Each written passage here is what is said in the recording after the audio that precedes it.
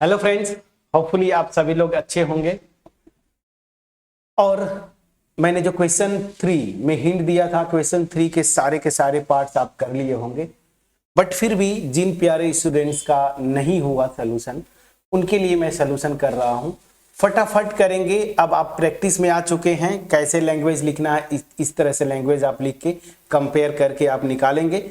और मैंने आपको बताया इंटरसेक्टिंग लाइन और कोइंसिडेंट लाइन का जो कंडीशन है वहां पे सिस्टम कंसिस्टेंट होता है, और पैरेलल लाइन वाले केस में इनकंसिस्टेंट मतलब नो सॉल्यूशन। तो चलिए अब फटाफट मैं करता हूं। फर्स्ट पार्ट यही से स्टार्ट करता हूं, क्वेश्चन 3 का फर्स्ट पार्ट। अब फटाफट करेंगे आप। a1 अपॉन a2 ना, पहले इक्वेशन में x का कोफिशिएंट क्या है देखिए 3 अपॉन दूसरे में x का कोफिशिएंट क्या है देखिए 2। ठीक है, चलिए तो यहां पे ये आ गया 3/2।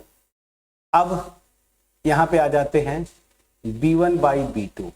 ठीक है ना, तो b1/b2 क्या हो जाएगा, पहले वाले में y का कोफिशिएंट 2 और दूसरे वाले में y का कोफिशिएंट -3।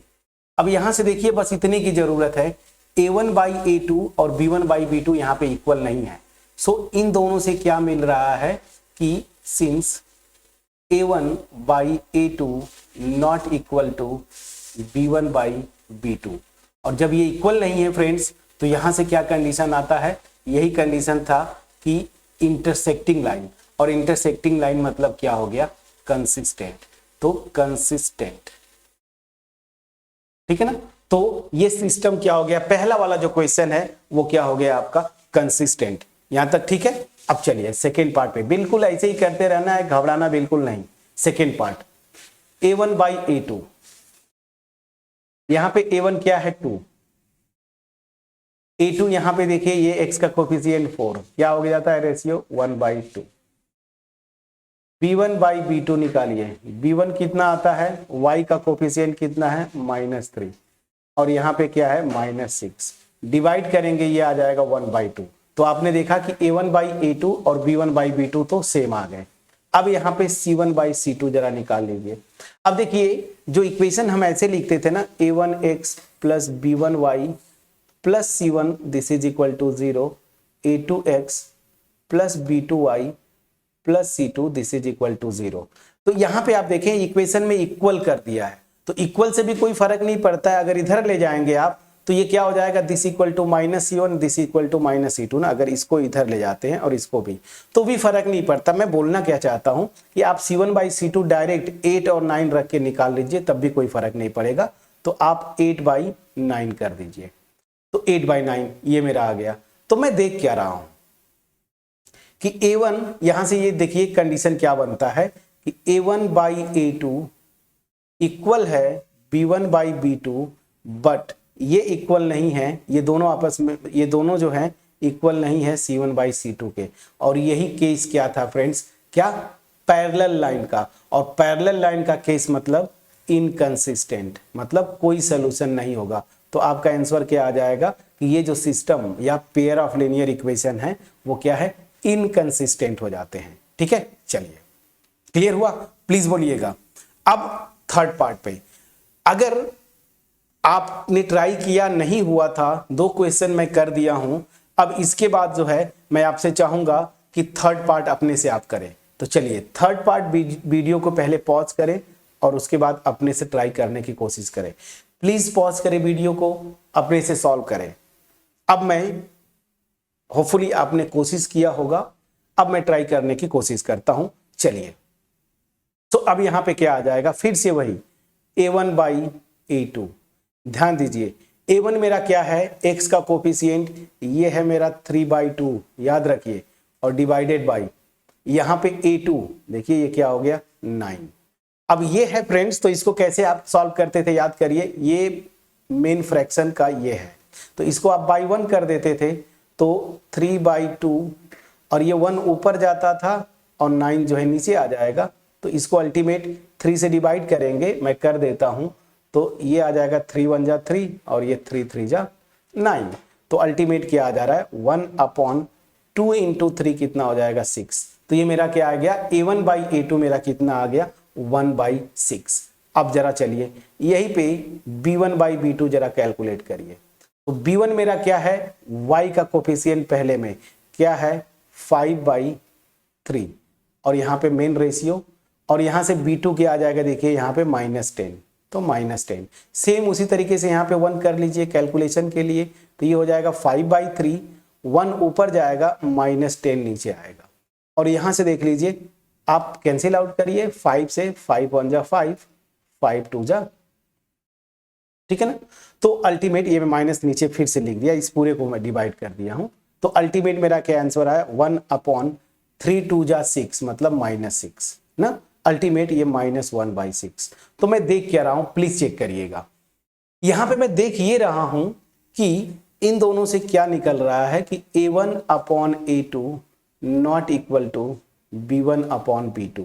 और यही केस क्या था इंटरसेक्टिंग लाइन का, और इंटरसेक्टिंग लाइन मतलब सिस्टम क्या हो जाएगा कंसिस्टेंट। मैं समझा पाया कि नहीं फ्रेंड्स, प्लीज बोलिएगा, ठीक है। चलिए तो कंसिस्टेंट हो गया, तो थर्ड पार्ट भी क्या हो गया आपका कंसिस्टेंट।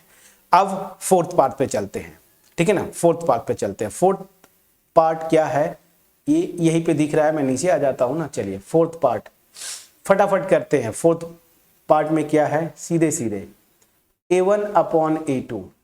a1 क्या है 5 x का कोफिशिएंट, a2 मेरा यहाँ पे क्या है देखिए -10, तो अल्टीमेट 5 से कैंसिल आउट करेंगे तो -1/2।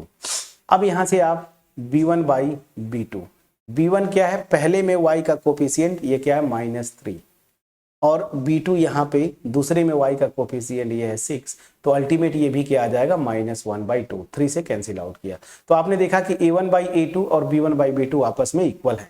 अब मुझे यहाँ पे निकालना पड़ेगा फर्दर एक c1/c2 कांस्टेंट टर्म। इसमें कांस्टेंट टर्म कहा गया है फोर्थ है ना, ये देखिए 11 है और यहाँ पे क्या है आपका -22, तो 11 से डिवाइड करेंगे तो अगेन ये -1/2।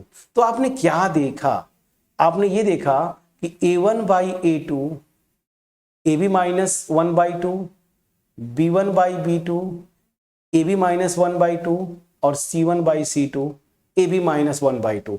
मतलब ये तीनों इक्वल हो जाते हैं रेशियोज, और ये इक्वल होते हैं मतलब ये एज अ लाइन ये क्या रिप्रेजेंट करता है कोइंसिडेंट लाइन, मतलब infinite number of solution.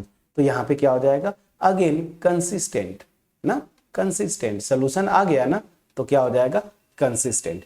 Inconsistent केवल एक ही केस में आएगा जब पैरेलल लाइन वाला केस, ठीक है ना। तो यहाँ पे भी कंसिस्टेंट। तो फोर्थ जो इसका पार्ट था ये भी क्या हो जाता है कंसिस्टेंट। कैलकुलेशन फिर भी आप चेक करिएगा, ठीक है ना। अगर कहीं पे मिस्टेक आपको दिखता है तो आप कमेंट सेक्शन में जरूर लिखेंगे। चलिए फिफ्थ पार्ट पे भी आ जाते हैं। अगेन अब तो फटाफट आप प्रैक्टिस में आ गए, फटाफट कर सकते हैं। तो चलिए मैं दूसरा कलर यूज कर लेता हूँ, व्हाइट यूज कर लेता हूँ यहाँ पे। सो a1/a2 ये क्या हो जाएगा, सो a1 मेरा क्या है 4/3 अपॉन, ये देखिए मेन रेशियो यहाँ पे लिख रहा हूं, यहाँ पे a2 क्या है x का कोफिशिएंट 2। इसमें कुछ स्टूडेंट्स को मैंने देखा बड़ा कंफ्यूजन होता है कैलकुलेशन में। आपको कैलकुलेशन में कंफ्यूजन नहीं होना चाहिए फ्रेंड्स। पहला जो पार्ट a1 हो खुद वो फ्रैक्शन है, मेन फ्रैक्शन नीचे है डिवाइडेड बाई 2, तो 2 को आप ऐसे लिख लीजिए 2/1। तो ये कैसे करते थे 4/3, ये 1 ऊपर जाएगा 2 नीचे ही रह जाता है। अब 2 से इसको कैंसिल आउट कर दीजिए तो 2 2 जा 4 होता है। तो ये रेशियो मेरी कितनी आ गई 2/3। क्लियर है। अब चलिए अब उसी तरीके से आप b1/b2 कर लीजिए। b1/b2 क्या होगा, यहां पे y का कोफिशिएंट ये हो जाता है 2, और यहां पे देखिए b1 ना, और b2 मेरा कितना आ जाता है 3। प्लीज चेक करिएगा। तो यहां पे भी तो वही आ गया, b1/b2 सेम आ गया। तो a1/a2 b1/b2 सेम है। यहीं पे आप c1/c2 कर लीजिए।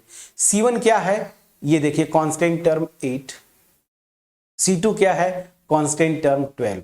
इसको 4 से डिवाइड करिए तो 4 2 जा 8 और 4 3 जा 12। तो मैं क्या देख रहा हूं कि a1/a2 b1/b2 c1/c2 ये तीनों आपस में इक्वल हैं, और तीनों आपस में इक्वल है मतलब क्या हो जाता है कोइंसिडेंट लाइन, और कोइंसिडेंट लाइन मतलब क्या हो जाता है ये सिस्टम कंसिस्टेंट हो जाएगा, ठीक है। तो यहां पे किसी भी तरीके से आपको कंफ्यूजन लेने की जरूरत नहीं है। क्यों, क्योंकि यहां पे सीधे सीधे जो स्ट्रेट लाइन हमने लिखा था ना, स्ट्रेट लाइंस को रिप्रेजेंट करेंगे। अगर कोइंसिडेंट या intersecting line consistent, parallel lines तो क्या हो जाएगा, क्या होगा, इनकंसिस्टेंट। हमने उसी तरीके से कैटेगराइज किया। अब मैं क्वेश्चन नंबर 4 तो आपको होमवर्क छोड़ सकता हूं। क्वेश्चन नंबर 4 क्या बोलता है, फिर से देखिए वही, which of following pair of linear equation are consistent inconsistent. ठीक है ना, पहले आपको चेक कर लेना है कि कौन से कंसिस्टेंट है और कौन इनकंसिस्टेंट है। अब क्या बोलता है, if consistent obtain solution graphically. तो पहले तो आप चेक कर लीजिए, बिल्कुल उसी तरीके से आप चेक कर लें। तो मैं इसको छोड़ सकता हूं, बिल्कुल छोड़ूंगा। आपको क्या चेक करना है, जैसे हमने ये किया ना, इसी तरीके से आप चेक करिएगा कंसिस्टेंट है कि इनकंसिस्टेंट, इसी तरह से रेशियोज निकाल के। और अगर कंसिस्टेंट हो जाते हैं तो बोल रहा है कि उनका ग्राफ ड्रॉ करिए और ग्राफ ड्रॉ करके सॉल्यूशन आप निकालने की कोशिश करिए। तो इसको ट्राई करिएगा, मेरे ख्याल से हो जाना चाहिए। तो क्वेश्चन 4 पूरा कंप्लीट, इसमें मेरे ख्याल से 4 पार्ट्स हैं, तो ये कंप्लीटली आप ट्राई करके आएंगे। क्वेश्चन 3 इसमें मैंने कंप्लीट किया। कहीं पे कोई डाउट होगा प्लीज आप कमेंट सेक्शन में लिखेंगे, और अगर बिल्कुल क्रिस्टल क्लियर वे में आपके पास कॉन्सेप्ट पहुंच पाया होगा तो कमेंट सेक्शन में अप्रिशिएट जरूर करिए, वीडियो को लाइक करिएगा और जितना हो सके अपने फ्रेंड्स के साथ शेयर करिए। याद रखिए फ्रेंड्स, ये चैनल आपके लिए आगे बहुत यूजफुल होने वाला है। अगर आपने आगे मैथमेटिक्स लिया 11th 12th में, वहां पे वीडियोस अपलोडेड ऑलरेडी हो ही रही हैं। जब तक आप जाएंगे 11th में तब तक 11th का पूरा कंप्लीट मिलेगा, 12 का पूरा कंप्लीट मिलेगा। और अगर आपका टारगेट जेई वगैरह का है तो भी आगे, ये पहले बोर्ड लेवल कंप्लीट करने के बाद वहां पे भी हम वीडियोस देखेंगे। ठीक है, सो चैनल को सब्सक्राइब करके आप चैनल के साथ बने रहें, हमें मोटिवेट करते रहें। सो मिलते हैं नेक्स्ट वीडियो में जहां पे हम करेंगे क्वेश्चन नंबर 4। तब तक अपना ख्याल रखें, पढ़ाई करते रहें। Thank you so much friends.